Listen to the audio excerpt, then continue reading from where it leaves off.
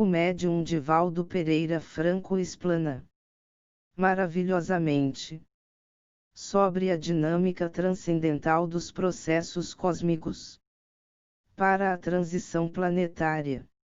CIMESP Jovem, dias 13 e 4 de agosto de 2019.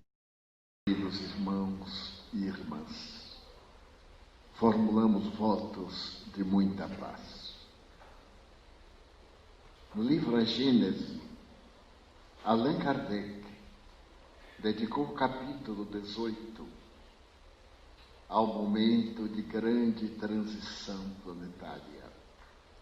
Particularmente nos itens 25 e 26, ele faz uma análise de que este momento na Terra é um momento de grandes aflições.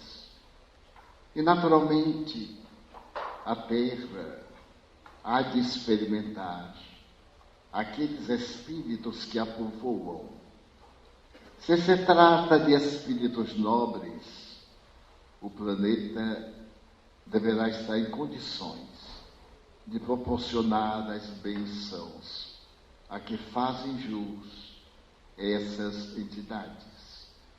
Mas se por acaso os espíritos que habitam o planeta terrestre ainda são atrasados, é natural que o planeta apresente convulsões, problemas e dificuldades.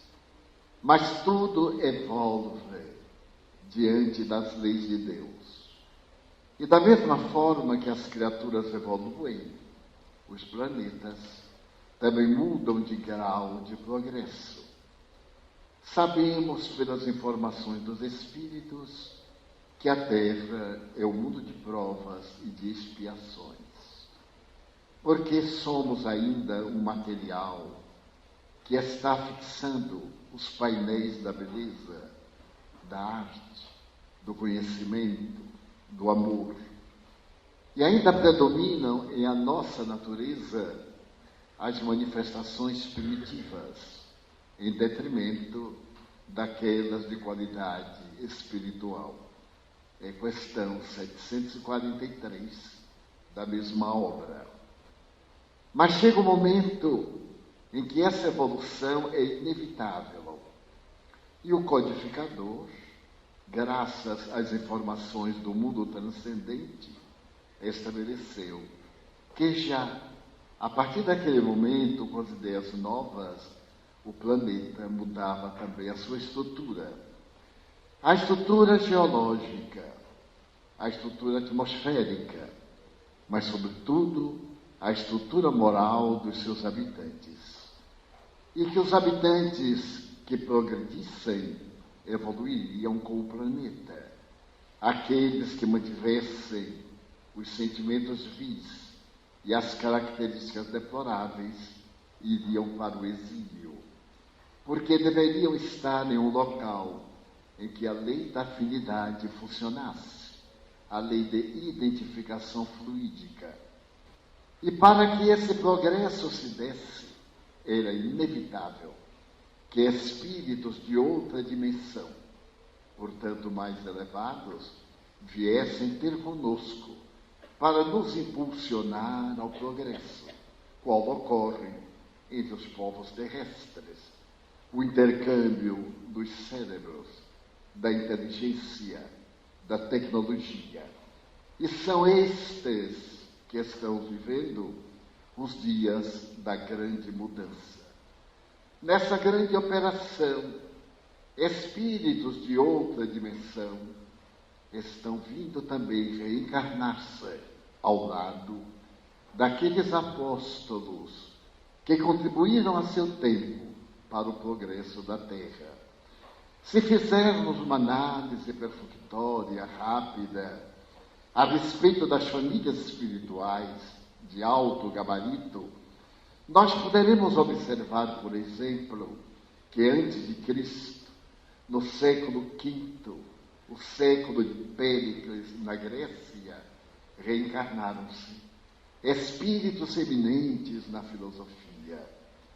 Nesse período do século V, que foi considerado o período áureo da humanidade, nós vamos encontrar Sócrates, Platão, Aristóteles, mas também aqueles que se opuseram às leis do espiritualismo, que procuravam demonstrar a realidade da vida nos padrões da matéria, sem uma visão idealista ou espiritual que traziam Sócrates e os seus amigos.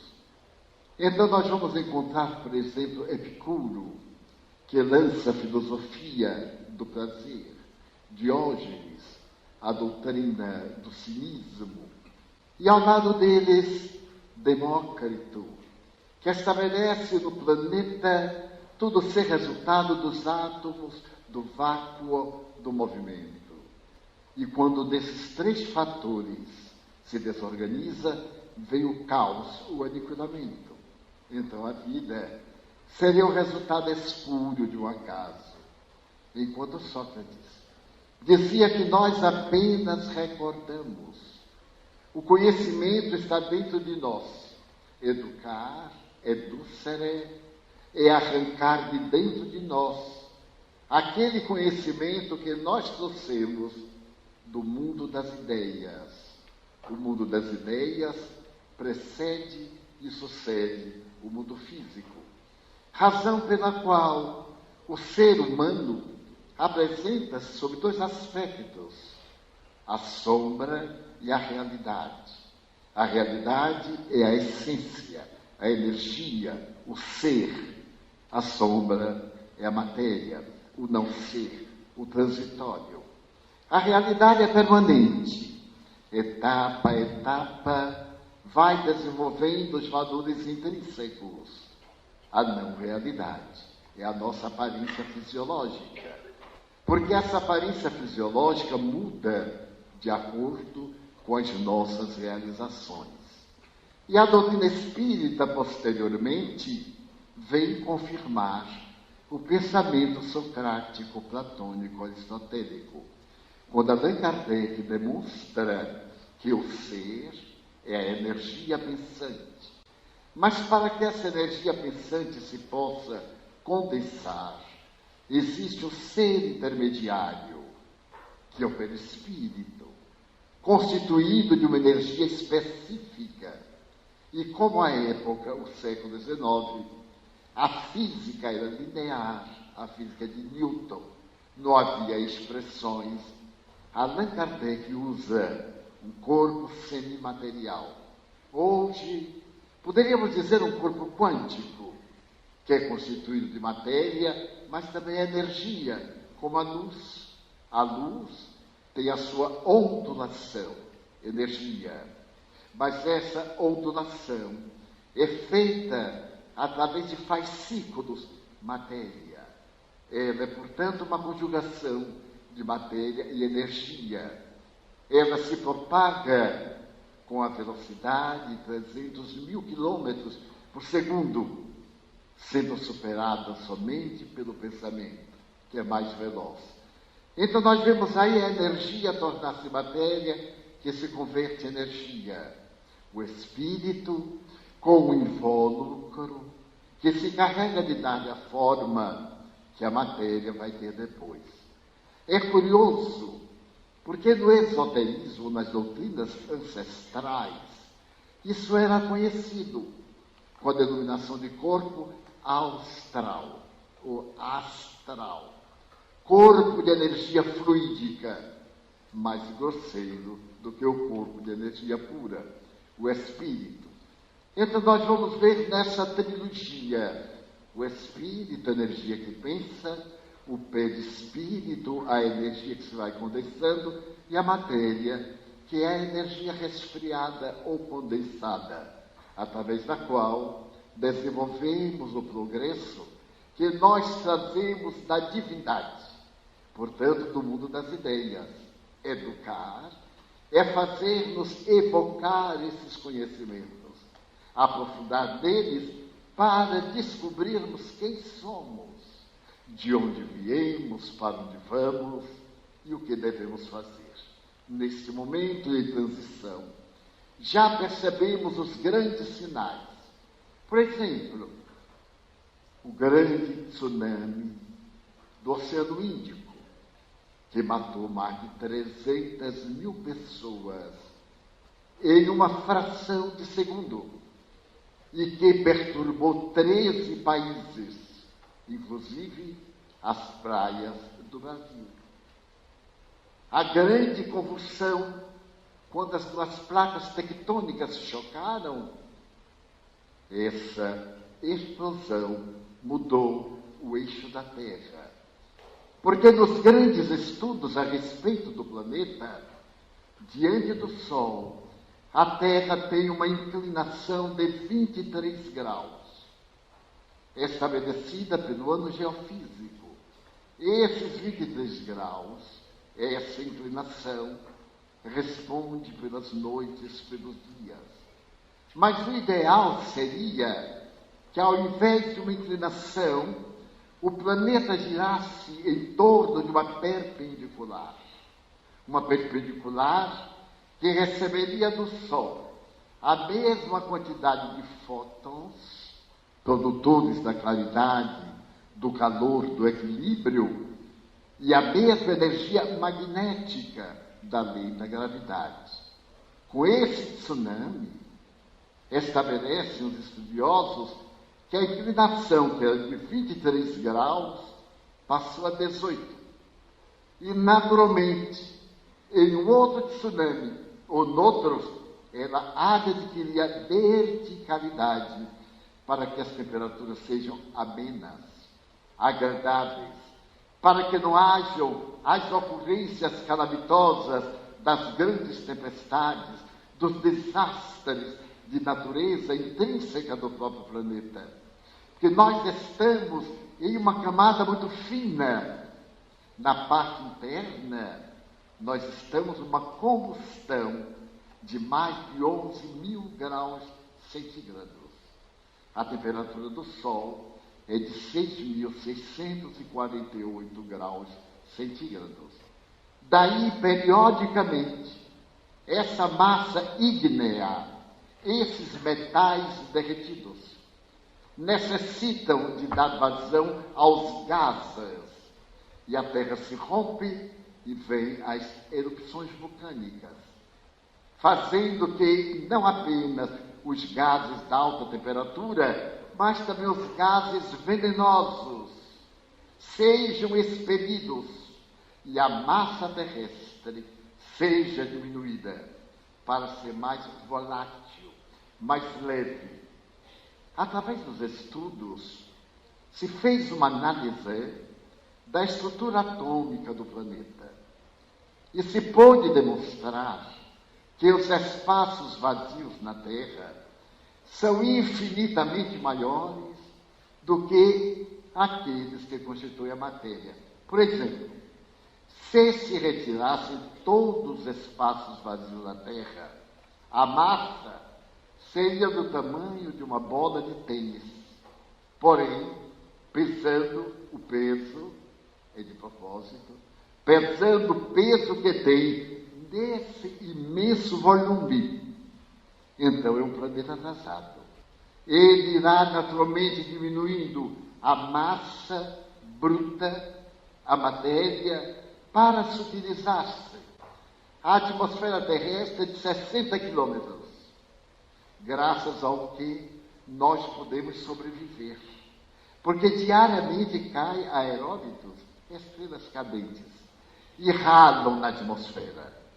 Se não tivesse esse atrito, esses aerólitos, meteoritos, cairiam na Terra numa média de 50 milhões por dia. E tudo seria destruído. Foi assim no princípio. A chuva de meteoros, as camadas densas, a umidade tremenda, resfriada, e depois os gases consolidando-se. Esse processo de evolução, como dissemos, vem através de famílias espirituais. No século V de Péricles, nós tivemos o apogeu da literatura no Ocidente. 500 anos depois, quando vem Jesus, nós temos novamente a descida desses espíritos para ampliarem os horizontes da Terra. Tito Livio, Mecenas, Virgílio, os grandes cantores da filosofia pré-cristã. Nesse momento, vem Jesus e estabelece o primado, a base da transformação do mundo em um reino de paz, de harmonia e de bênçãos.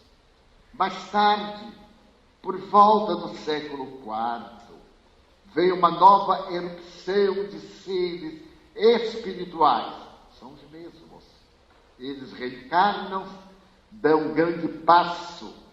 A humanidade absorve e eles vêm adiante. Vamos reencontrá-los por volta do século XI, XII, o período de Francisco de Assis, de Dante Alighieri. Mas logo depois, a Renascença italiana, as grandes navegações, 1492, 1500, a demonstração da Terra ser uma circunferência, e naturalmente as artes, a literatura, principalmente italiana, a Renascença. Por que Renascença? Porque trouxe de volta aquela cultura desses aos quais nos referimos, porque foi o grande período do obscurantismo, a Idade Média, a ignorância, 1000 anos de ignorância, de selvageria, de crueldade religiosa. E logo uma queda. No século VII, veio Lord Bacon, acompanhado de inúmeros cientistas que se rebelam contra a religião. São os mesmos. No século XIX, a ciência arrebenta as amarras. É fascinante notar Pasteur. Ele não é médico e deseja, na Sorbonne, introduzir o seu pensamento, porque o cólera, como a hidrofobia, matavam mais de 1 milhão de pessoas por ano na Europa. E ele, examinando os cães, faz a vacina antirrábica e até hoje salva milhões de pessoas. Mas vem Koch e também descobre o bastonete da tuberculose. A tuberculose, chamada peste branca, matava 3/4 da humanidade. A descoberta, enfim, dos micróbios mudou completamente as paisagens terrestres. As epidemias eram terríveis. A peste negra matou 3/4 da humanidade. Não se fazia enterro, porque ao se conduzir o morto, iam caindo outros pelo caminho.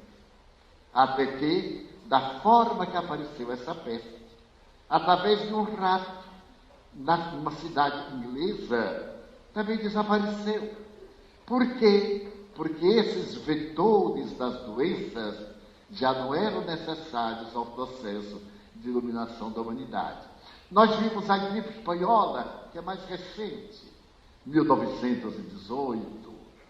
Então nós vamos ver que uma modesta gripe quase destruiu a humanidade.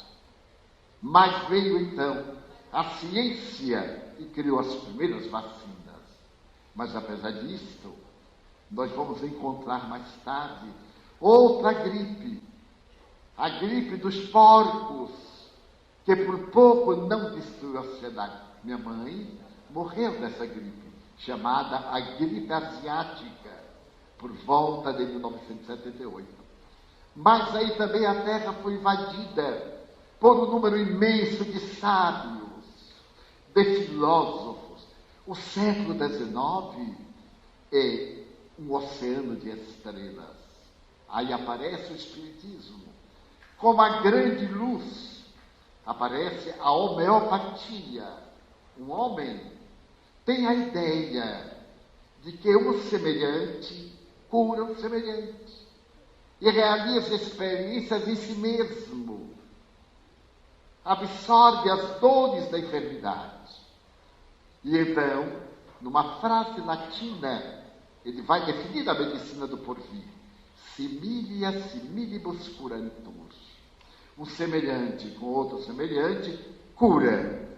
E hoje, a homeopatia, que foi muito menosprezada até os anos 50 do século passado, adentrou-se nas academias e hoje não é mais uma doutrina marginal, é clássica, ao lado das grandes medicinas paralelas, que nos vem convidando a medicina psíquica, a isso que o Juan nos falou, a superação dos hábitos mentais, dos vícios antropológicos, das necessidades animais, pela mente que é capaz de produzir doenças simulacro, doenças que não são doenças, e através dessas fixações mentais, criar parasitas, ideoplastias, em torno de nós, formações fluídicas que nos atacam, que nos levam a transtornos mentais, a distúrbios psicológicos e a estados psiquiátricos. Quando então os espíritos nos invadem a casa mental e dão-nos lugar às obsessões. Surge na homeopatia a língua universal, através de um homem que mora na Polônia, em uma cidadezinha chamada Białystok. E ele percebe que em Białystok, cada bairro fala um idioma, porque a Polônia era uma amálgama de raças. E as pessoas que moravam na mesma cidade não se compreendem. Então, Zamenhof concebe uma língua que tem raízes em todas as línguas. E que, se aprendendo essa língua, não teria nenhuma necessidade de aprender, senão a língua nacional, e se comunicar com o mundo inteiro. E deu a esta língua o nome de Esperanto, la espero, a língua da esperança. Vamos agora caminhando para a universalidade médica. Aparece nos anos 60 do século passado como a medicina vibracional. Toda ela feita através da energia, a meditação, a reflexão, a terapia dos passes, as ondas magnéticas, a água fluidificada e tantas outras expressões da chamada medicina paralela, abandonando-se aquela medicina violenta que salva, que cura, mas que deixa sequelas, porque ela mata para viver. E ao matar para viver, ela mata o corpo que lhe serve de agasalho. Nas medicinas vibratórias, não. Mas para que isso se dê, espíritos superiores de outra dimensão vêm à Terra. E os espíritos atrasados saem da Terra. No item a que me referi, do capítulo 18 de A Gênese, Allan Kardec diz que são duas gerações em luta. A velha geração, que está muito bem, e a nova geração das almas juvenis, dos jovens, dos pensamentos. Então é fácil pegarmos a internet e vermos uma criança de 3 anos com um violino maior do que ela tocar Brahms, porque os 3B da literatura internacional, Brahms, Bach e Beethoven, são muito difíceis para os melhores musicistas internacionais. Como pode uma criança de 3 anos ir tocar com André Rieu, o mago da música internacional? Mas não apenas isso, e mais fascinante, no Oriente, onde não há uma herança musical clássica, porque o clássico é do Ocidente, o clássico como nós conhecemos. A música japonesa, a chinesa e outras do Oriente são típicas da sua ancestralidade, do planeta de Capela, como a nossa também, de outra área de Capela. Então, para nós, a riqueza das partituras, da melodia, leva-nos à lágrima. E nem sempre a música oriental nos fascina. Entretanto, há muito ocidental que se comove com a música oriental e não com a ocidental. Então nós estamos vendo diariamente meninas trazendo a música clássica e cantando com uma grandeza superior aos maiores astros que jamais se viram na Terra. É o que a juventude tem para nos dar. Como é que esses espíritos estão trazendo essa força nova para esse período pós-transição? Quando se fala a respeito de UFOs ou discos voadores, os ufologistas costumam dizer, eles já estão aí. Sim? E esses espíritos, não necessariamente através de um disco voador ou de um artefato metálico, mas eles estão aqui reencarnados, com a mente superior, com uma percepção incrível. Têm sido entrevistados em todos os canais do mundo, esses meninos ideais. Este vai dizer a Oprah, eu renasci para acabar com o câncer. Acredite, um menino indiano de 12 anos, que aos 10 anos de idade era professor da universidade do seu país, na capital. Mas ele vem e diz que o seu conhecimento de fisiologia, de neurologia, está muito além de todos os livros terrestres que ele já leu aos 10 anos. E nós pegamos um tratado de anatomia com 50 anos e ele pesa na mão e na cabeça.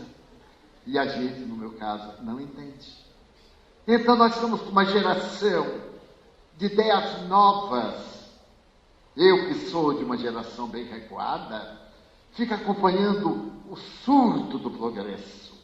Ainda ontem, à noite, ouvíamos um amigo que está na área da comunicação virtual, na área da cibernética.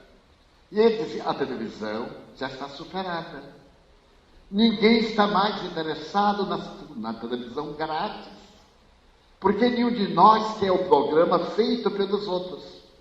Então nós vamos para os canais pagos, vamos montar os nossos programas, vamos entrar naquilo que nos interessa, e não na programação tradicional. Só assim o faz quem não tem dinheiro. E eu me recordo que eu sou do tempo do disco de vinil, aquele maravilhoso que voltou, porque a coisa boa volta. E então aquele disco volta. Aí eu disse uma frase que toda hora eu devo entender. Se é bom para o brasileiro, então é bom para nós. Então, disco de vinil. E de repente, apareceu um disco grosso, horrível, se colocava lá, mas era um disco que tinha imagem.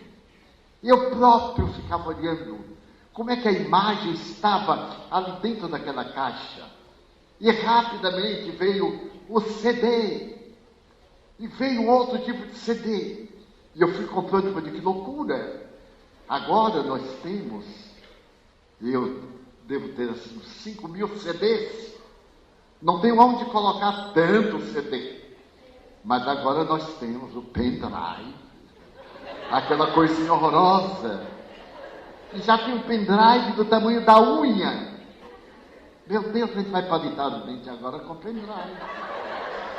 E vai escolher o que quer com o dente. Eu vou abrir agora no local tal. Mas já está quase superado o danadinho. Porque já tem coisa aí. Porque o interessante é que tudo isso é resultado da guerra. A guerra tem esse benefício.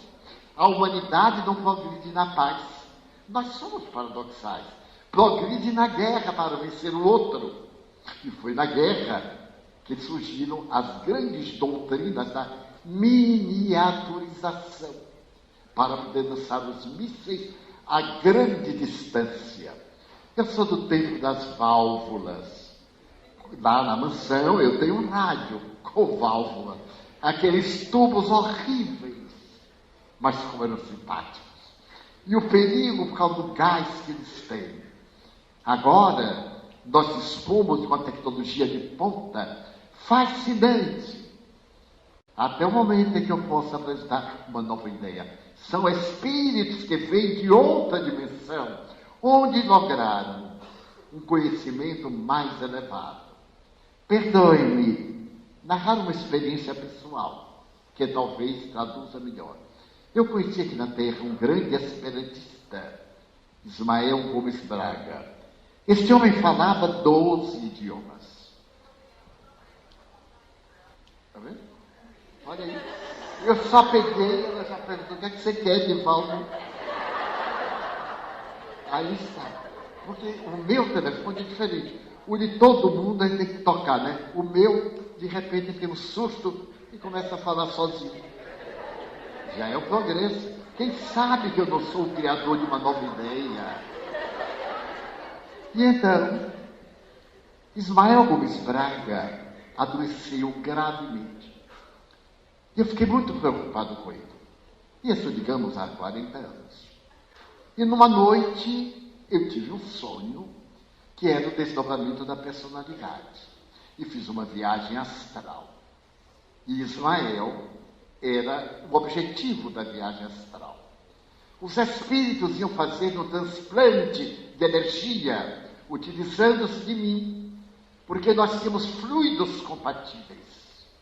E eu vi-me em uma sala cirúrgica. Os mentores prepararam uma aparelhagem especial. Ele era tabagista, era fumante inveterado. E então colocaram determinadas ampolas numa ânfora enorme de cristal e catéteres no braço dele e no meu. Traziam prana, essa substância do ar, e maaprana, a energia verde que as árvores eliminam. Tudo isso foi mesclado naquela imensa ânfora e descia pelos nossos braços, retirando de mim, trabalhando ali, passando para ele. Pois bem, eu fiquei admirado, porque o controle era através de um robô. Eu não conhecia robô naquele tempo, somente as fantasias cinematográficas. Pois bem, há poucos dias, eu acompanhei uma cirurgia cardíaca feita no Rio de Janeiro por um cardiologista cirurgião em Ottawa, no Canadá, através da robótica. Portanto, no mundo espiritual está um progresso imenso e esses espíritos estão reencarnando. Sois vós, alguns de vós, pouquíssimos de vós, para desencorajar, que viestes para apressar. Então, o vosso impacto em nós, da outra geração, choca. É o comportamento moderno, a visão de tolerância que nos surpreende.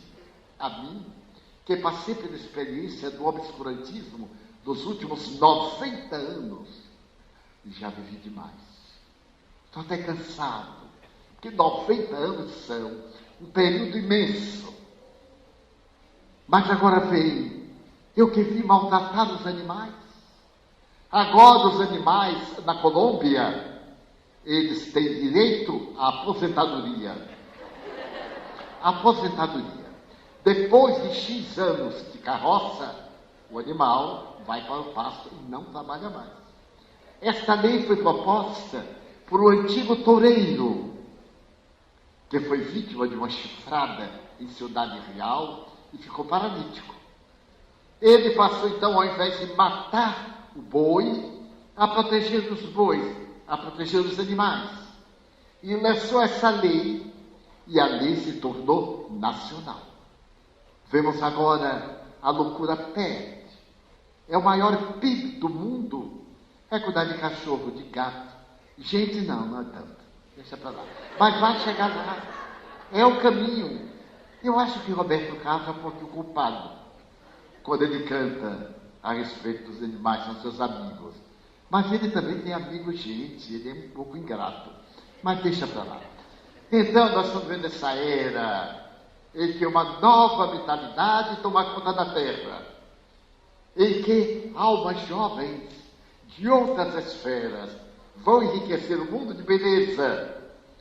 Nada de tolerância. Tudo é válido, mas nem tudo convém. Como dizia o apóstolo Paulo. Que percepção! Há quase 21 séculos, o apóstolo da gente dizia: tudo me é lícito. Quer dizer, eu posso tudo, mas não me convém muita coisa. Então nós já sabemos discernir. Qualquer ideia de preconceito choca-nos. É a nova mentalidade que está construindo o futuro. Por esta razão, quando me deram o tema, e eu vi essa juventude adorável, juventude principalmente biológica, porque aquela juventude já um pouco mais madura ainda resiste. O jovem aceita a ética que nós não temos para lidar. Qual é a ética da minha geração, da sua geração? É a ética do meu é meu, não é do nós. O velho ditado: Mateus, primeiro os teus, depois os meus. Então nós estamos agora de tudo é nosso. O que vale é amar. É amar, mas não através da flor. Amar no sentido de salvar vidas. Que fiquem essas palavras na sua mente, na sua imaginação, e cada um de nós se torne a nova era da transição espiritual que já chegou. E que se a gente não correr, perde o trem e vai ficar na estação para a próxima oportunidade. Muito obrigado. Acredite em você. Mantenha o positivismo. Fé, força e coragem. Tenha em mente sempre: o planeta não é uma nau à deriva. O Mestre Jesus é o grande timoneiro e governador supremo. Eurípides Barçanufo, Espírito.